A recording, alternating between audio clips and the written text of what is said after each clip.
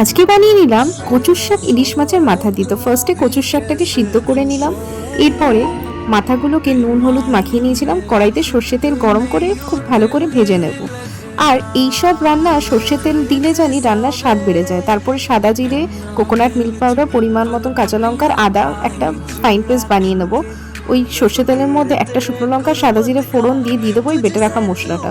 এরপরে দিয়ে দেবো পরিমাণ মতন হলুদ আর ওই কচুর শাক দিয়ে ভালো করে মিক্স আপ করে নেবো পরিমাণ মতো নুন দিয়ে। এরপরে ঢাকা চাপা দিয়ে কিছুক্ষণ রান্না হতে দেবো। দেখো কি সুন্দর তেল বেরিয়ে এসছে। এরপরে বাস সারাক্ষণ তোমাকে নেড়ে চেড়ে রান্নাটা করতে হবে, যত কড়াইতে লেগে আসবে ততই ভাববে যে রান্নাটা হয়ে যাচ্ছে। এরপরে এই পরিমাণে আমি মাছের মাথাগুলোকে ভেঙে দিয়ে দেবো।